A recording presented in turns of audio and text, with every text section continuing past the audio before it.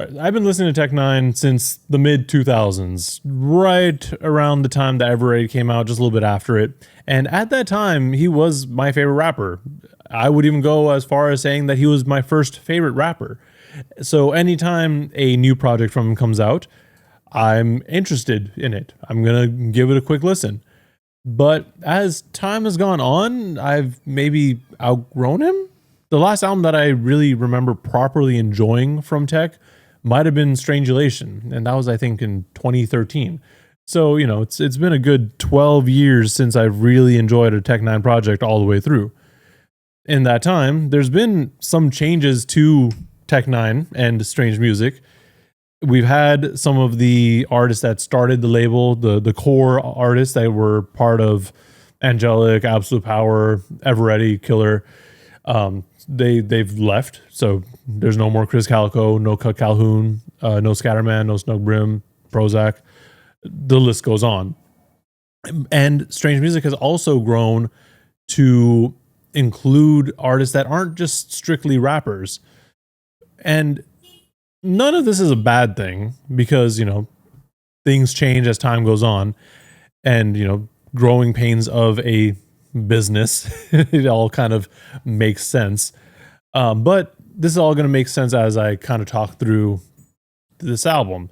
The latest album from Tech N9ne, 5816 Forest, goes through the story of how Tech N9ne became Tech N9ne. It takes us from his early days as a teenager living at 5816 Forest with his mom and stepdad.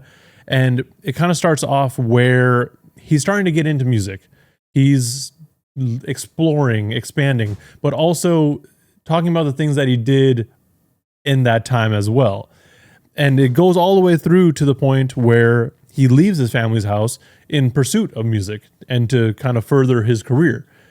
A lot of this information may be known to people because he's kind of mentioned it throughout the years in interviews, but for people who have not really listened to him that much, it's good to know. It's good information to have, I suppose.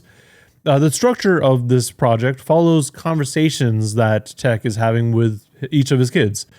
Each one of his kids start off, and then he goes into 2 to 3 songs where he kind of expands on what he was telling them.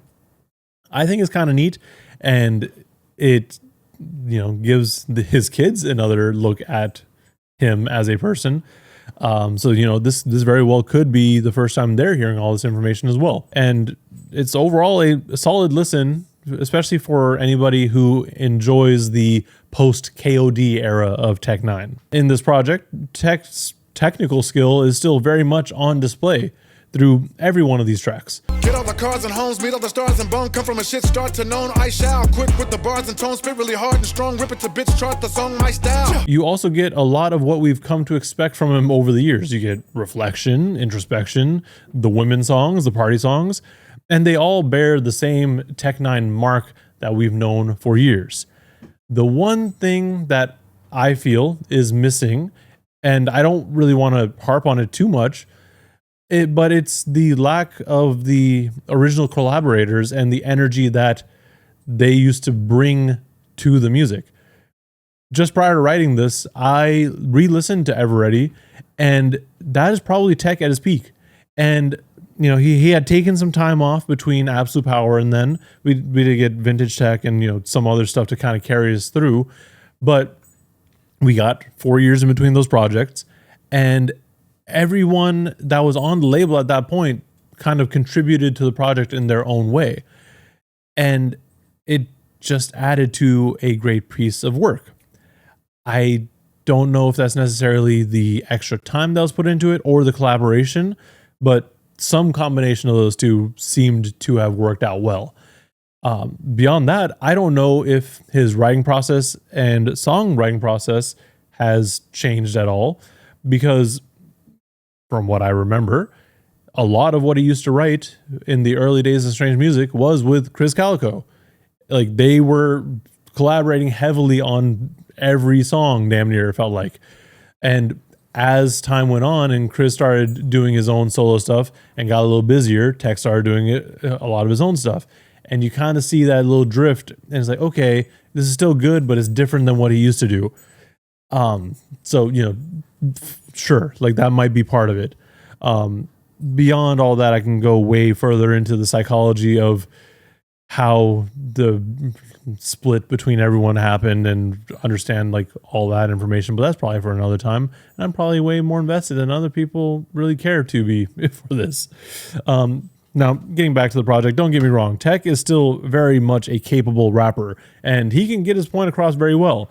And I do feel like an album where we go through the early days of N9ne before he dropped Angelic, and even the projects before Strange Music, it's necessary and important. It's also interesting to see because I don't think we get a lot of artists that are at this point in their career who go all the way back. Like N9ne is in his 50s. Like we don't see Nas and Jay-Z going back and writing an entire album talking about how they became who they are. Like that's like, yeah, we got bits and pieces of that as they were coming up, but we don't get that intense of a reflection. Like we get bits and pieces here and there. And you know, I think it's pretty cool. Overall though, like I said, I think this is a necessary entry in N9ne's category. It's a great jumping on point for a lot of listeners. And personally, when the project first came out and I listened to it all the way through, I thought that if this were to be N9ne's last album, it would be a good send-off. And I still kind of feel that way. It touches on a lot of the parts that we didn't necessarily know of N9ne outside of his music. Like with all the other music that he's put out, we get to hear what's going on in his life at that moment or slightly prior. But we don't get this, let's look back 30, 40 years. Like we don't get that sort of thing. And I think it's kind of cool. I think it's a cool look. But you know, it's up to him. He gets to do whatever he wants. And I know I talked a lot about the old music and how I like that a little bit better. And N9ne's always been like, oh, you like my old stuff? Listen to my old albums. And so is everyone else. But, you know, still something to note. Anyways, this has rambled on way longer than I expected it to. So let me know in the comments below what you thought of this album if you have listened to it. If you haven't, and you're interested at all in N9ne, worth a shot. Otherwise, go listen to Everready. You can't go wrong with that. And while you're down there, like and subscribe to see more rambling and content like this. Thank you for watching, and please stay safe out there.